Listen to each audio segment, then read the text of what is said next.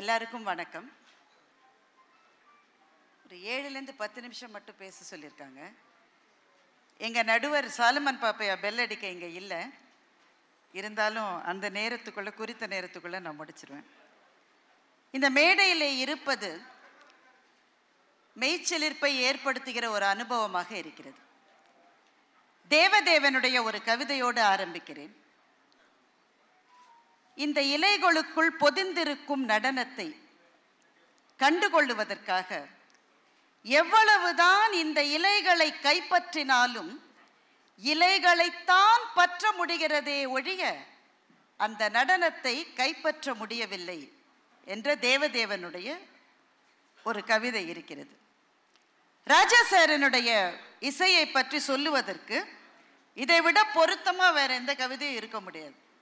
அந்த இசை அமைக்கப்பட்ட பிறகு அதை கூறு செய்து இந்த இன்ஸ்ட்ருமெண்ட்ஸை யூஸ் பண்ணியிருக்காரு, இந்த ராகத்தை உபயோகப்படுத்தியிருக்காரு, இப்படிலாம் செஞ்சிருக்காரு என்று எவ்வளவுதான் அதை அணுகி சென்றாலும் அணுக முடியாத ஏதோ ஒன்று அந்த இசையில் இருந்து கொண்டே இருக்கிறது. அதுதான் என்னை போன்ற லட்சக்கணக்கான பேரை ராஜா சார் அவர்களினுடைய இசை மேதமைக்கு முன்னால் விம்மலோடு கைகூப்பி நிற்க வைத்திருக்கிறது. முதலில் தன்னுடைய வாழ்க்கையை படமாக எடுக்க அனுமதி தந்ததற்காக ராஜா சார் அவர்களுக்கு நன்றி. இந்த இடத்துல கேமராக்கள் அதிகமாகவும் உட்கார்ந்திருப்பவர்கள் குறைவாக இருக்கிறதுனால நீங்கள் ரொம்ப கைத்தட்டலன்னு நினைக்கிறேன். ஆனால் கைத்தட்டலாம், பரவாயில்ல. எங்களுக்கெல்லாம் அவருடைய மியூசிக் ஒன்று தான் தெரியும். உலகத்தர இசை அப்படிலாம் சொல்லுவாங்க. அந்த உலகத்தர இசை இங்கே இருக்குன்னு வச்சுக்கோங்களேன். எங்களுக்கு ராஜா சார் இசை இங்கே இருக்கு, அவ்வளவுதான் எங்களுக்கு தெரியும். என்ன சார் எங்களை செய்கிறீங்க? எங்களுடைய பயணங்களின் போது கூட இருக்கீங்க. யாருமே பகிர்ந்து கொள்ள முடியாத எங்களினுடைய வருத்தங்களின் கூடவும் சோகங்களின் கூடவும் எங்களினுடைய தாய்மடியாக உங்களினுடைய இசைதான் திரும்ப திரும்ப இருக்கிறது. அவமானங்களுக்கு நடுவில், துரோகங்களுக்கு மத்தியில், தோல்விகளின் இடையில் எங்கள் கண்ணிலிருந்து சிந்துகிற கண்ணீரை துடைத்து விடுகிற விரலாக உங்களினுடைய இசை மாத்திரமே எங்கள் வாழ்க்கையில் கூட வந்து கொண்டிருக்கின்றது. முதல் காதல், முதலில் பிறந்த குழந்தை, முதல் பிரிவு, எல்லாத்துலேயும் நீங்கள் தான் சார். வேற எதுவுமே எங்களுக்கு தெரியாது சார். ஆனால் இப்படிப்பட்ட காலகட்டத்தில் வாழ்ந்தோம் என்று சொல்லுவதை விட எங்களுக்கு என்ன பெருமை இருந்திருக்க முடியும்? பிகாசோ என்கின்ற மகத்தான ஓவியரினுடைய காலத்தை பற்றி சொல்லுகிற போது அவர் வாழ்ந்த காலம் இந்த வருஷம் சோ இயர் அப்படிலாம் சொல்லுவாங்க இல்லை? அந்த மாதிரி சொல்ல மாட்டாங்களாம். The pink period and blue period என்று பிகாசோவினுடைய காலத்தை சொல்லுவார்களாம். ஏனென்றால் ஒரு கட்டம் வரையில் ரொம்ப பிங்க் ஷேடில் மட்டும் படம் வரைஞ்சிட்டு இருந்தார், இன்னொரு காலகட்டத்தில் ப்ளூ ஷேடில் படம் வரைஞ்சிட்டு இருந்தார். அதனால் அந்த காலகட்டத்தையே வருடங்களால் சொல்லுவதை விட பிங்க் பீரியட் ப்ளூ பீரியட்னு சொல்லுவாங்க. நாங்கள்லாம் அப்படித்தான். இளையராஜாவினுடைய காதல் பாடல்களின் காலத்தில் வாழ்ந்தவர்கள், இளையராஜாவினுடைய மெலடிஸ் காலத்தில் வாழ்ந்தவர்கள், இளையராஜாவினுடைய ஆன்மீக பாடல்களின் காலத்தில் வாழ்ந்தவர்கள். அந்த ஒரு சின்ன ஒரு கிட்டாரினுடைய ஒரு அதிர்வில் எங்களினுடைய உயிரையும் ஆன்மாவையும் அதிர வைக்கக்கூடிய ஒரு இசைக்கலைஞனின் காலத்தில் வாழ்ந்தவர்கள். அவ்வளவுதான். நாங்கள் இந்த பெரும் பேரு கிடைச்சிருக்குன்னு எங்களுக்கெல்லாம் ரொம்ப கர்வமா இருக்கு, ரொம்ப பெருமையா இருக்கு. இந்த படத்தை எடுக்க ஒத்துக்கொண்டதற்காக சாருக்கும் அதில் ஈடுபட்டு இருக்கிற அத்தனை கலைஞர்களுக்கும், என்னை போன்ற இசையினுடைய நுணுக்கங்கள்லாம் ரொம்ப தெரியாம ஆனா இளையராஜா சாரினுடைய இசையே வாழ்க்கையாக வாழ்ந்து கொண்டிருக்கிற லட்சம் ரசிகர்களின் சார்பில் ஒரு நன்றி. இந்த படத்துல நிறைய மியூசிக் இருக்கும்னு எனக்கு தெரியும். அதை பற்றி பேசுறதுக்கு தனியா ஒரு அவையே எங்களுக்கு வேணும். எவ்வளவு சொல்லலாம் இல்ல, எவ்வளவோ சொல்லலாம். ராஜபார்வை படத்துல வார்த்தைகள் இல்லாமல் அந்த ஒரு சின்ன இன்ஸ்ட்ருமெண்ட்ஸ் மாத்திரம் வைக்கிற அந்த ஒரே ஒரு காட்சியை எடுத்துக்கங்களேன். ஒரு வயலினோடு அது ஆரம்பிக்கும். அந்த வயலினோடு எங்கிருந்து வீணை வந்து சேர்ந்தது, குழல் எப்போது இணைந்தது, ஸ்ட்ரிங்ஸ் எப்போ கொடுக்க ஆரம்பிச்சாங்க, கிட்டார் எப்போ வந்தது, தபலா எப்போ வந்தது, அதெல்லாம் எங்களுக்கு தெரியாது சார். நாங்க அந்த இசையிலேயே ஐக்கியமாகி அதோடு பயணப்பட்டு அது முடிந்த பிறகு ஆமா இல்ல வீணை கூட வந்தது இல்ல, கிட்டார் கூட வந்தது இல்ல, இதெல்லாம் பின்னாடி வர்ற அனாலிசிஸ். ஆனா அந்த இசையில் இருக்கிற போது இந்த உலகத்தில் 2 பேர் தான் இருக்கிறோம், நானும் ராஜா சாரும். அது கூட இல்லை, இந்த உலகத்தில் அவரோட இசை மாத்திரம் தான் இருக்கு, வேற எதுவுமே இல்லை. அடி பெண்ணே பொன்னூஞ்சல் ஆடும் இளமை, அந்த பாட்டு எல்லாருக்குமே ஞாபகம் இருக்கும். அந்த பாட்டு இளமையை கொண்டாடுகிற ஒரு பாடல். அந்த பாடல்ல சோபா நடிச்சிருப்பாங்க. பாட்டெல்லாம் முடிஞ்சிடும், அடிப்பெண்ணே அடிப்பெண்ணேன்னு சொல்லி ஜென்சி பாட்டை முடிச்சிருவாங்க. அதற்கு பிறகு சோபா காட்சியில் வருவாங்க, அவங்க கூட விலகிடுவாங்க. ஆனா அதற்கு பிறகு ஒரு ஜலதரங்கம் ஒரு 28-30 செகண்ட் வரும். அதுதான் வாழ்க்கை, அதுதான் இளமை, அதுதான் இயற்கை, அதுதான் இசை. அதோடு கலந்து விடுகின்ற, அதுவும் நானும் வேறு அல்ல என்கின்ற நிலைக்கு எங்களை எடுத்து செல்லுகின்ற தெய்வீக கானம் தான் ராஜா சாருடைய கானம். இந்த படம் ஏன் முக்கியமானது அதை சொல்லிட்டு நான் நிறைவு செய்யலாம்னு நினைக்கிறேன். ஒரு இசை மேதையினுடைய வாழ்க்கையை சொல்லுவது எவ்வளவு முக்கியம்னு சொல்றதுக்கு நிறைய இசைக்கலைஞர்கள் இங்க வரப்போறாங்க. ஹேராம் படத்திலிருந்து இருக்கிற அந்த ஒரு சின்ன பிட்டை பத்தி 1 மணி நேரம் 2 மணி நேரம் அப்படியே ஒரு பேஷனோட பேசுகிற இசைக்கலைஞர்கள்லாம் நிறைய பேர் இருக்க போறாங்க. தம்பி தனுஷ் சாருடைய அந்த ரோல்ல நடிக்க போறாங்க. அதனுடைய பொருத்தத்தை 2 பேரும் அருகே அருகே உட்கார்ந்துருக்கிற போது பார்த்தா எனக்கு ரொம்ப வியப்பா இருக்கு. இதை விட ஒரு நல்ல சாய்ஸ் இருக்க முடியுமான்னு எனக்கு தெரியல. தம்பிக்கு என்னுடைய மனப்பூர்வமான வாழ்த்துக்கள். ஏன் இது முக்கியமானது? ஏன்னா ஒரு இசை கலைஞனாக அவர் அடைந்த உயரங்கள் அதை விட்டுறலாம்.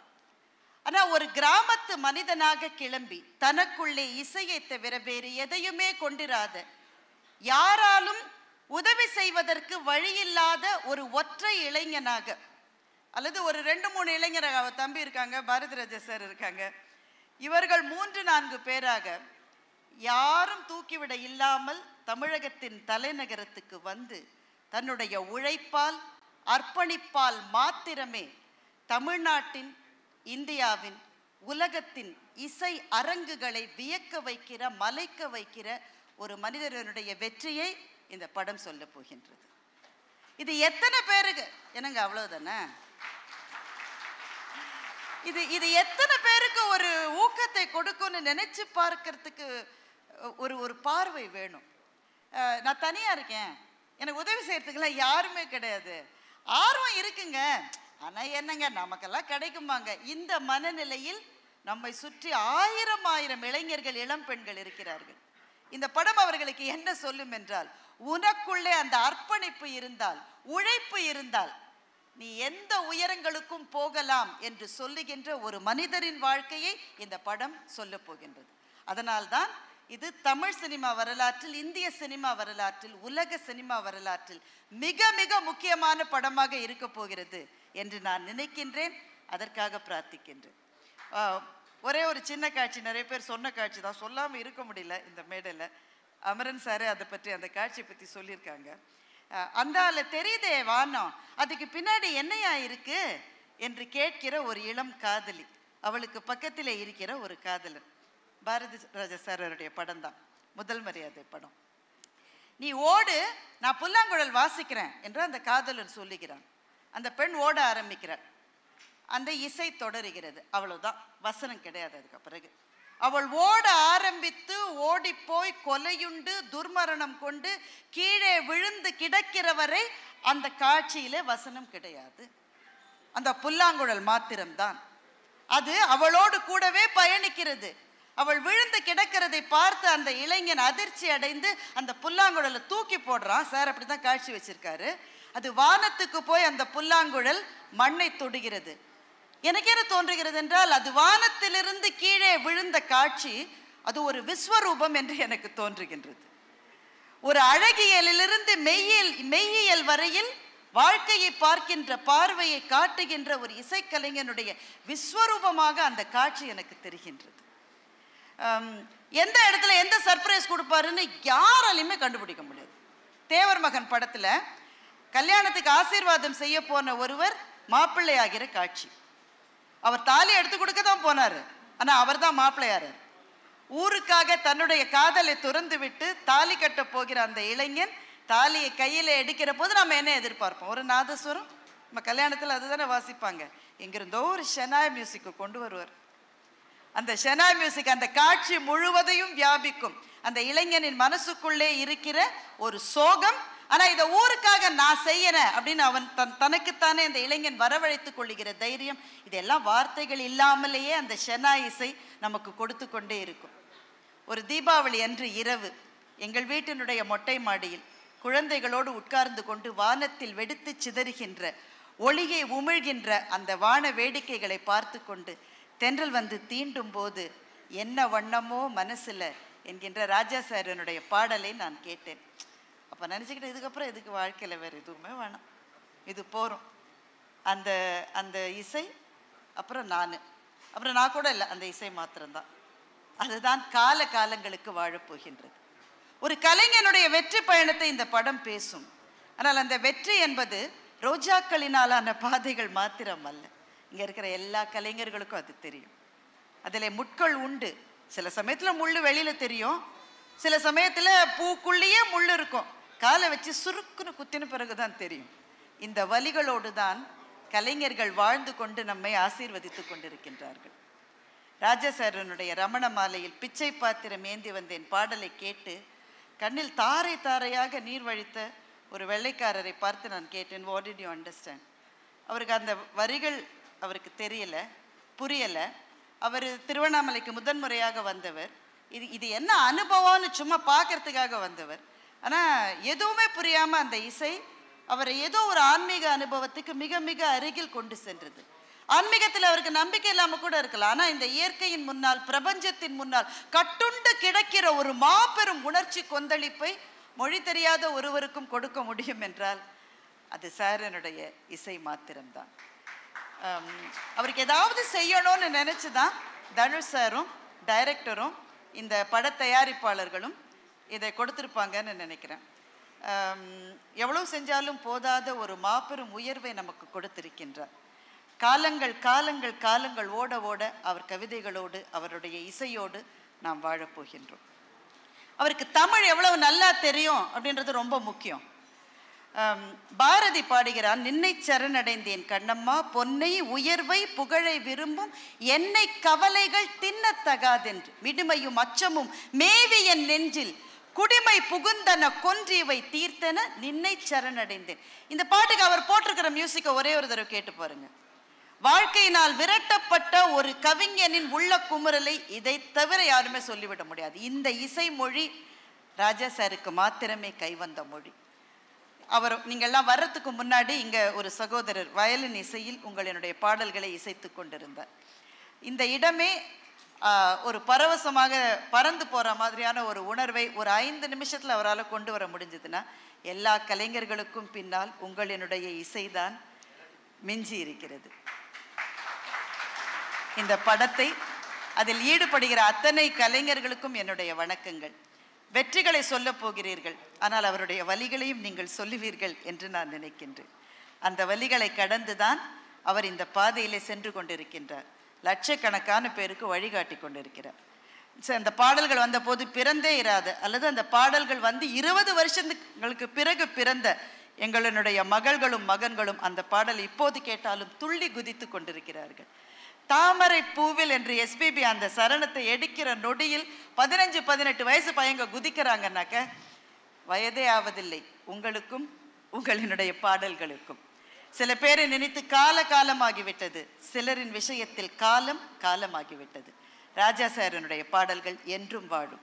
இந்த முயற்சியை முன்னெடுத்து சென்று கொண்டிருக்கிற அத்தனை பேருக்கும் தமிழ்நாட்டிலும் உலகத்திலும் இருக்கிற அத்தனை ரசிகர்களின் சார்பிலும் நன்றி என்கின்ற ஒரு எளிய வார்த்தையை தாண்டி நான் என்ன சொல்லிவிட முடியும்? இந்த படம் சிறப்பாக வருவதற்கும் மிக பெரிதாக பேசப்படுவதற்கும் அதை எல்லாத்தையும் விட முக்கியமா எங்கெங்கோ கிராமங்களில் இருக்கிற எங்கள் இளைஞர்கள் அதை பார்த்து சார் போயிருக்காரு, அவருடைய வெற்றிக்கு பின்னாடி இருந்தது அர்ப்பணிப்பும் உழைப்பும் மாத்திரம்தான், அது இருந்தா நாம போயிடலாம் என்கின்ற ஒரு ஊக்கத்தை எங்களுடைய ஏழை இளைஞர்களுக்கு இந்த படம் கொடுக்கும் என்றால் அதுதான் இந்த படத்தினுடைய மாபெரும் வெற்றி என்று சொல்லி என்னுடைய வாழ்த்துக்களையும் பதிவு செய்து இந்த நல்ல வாய்ப்புக்கு நன்றி சொல்லி முடிக்கின்றேன். வணக்கம்.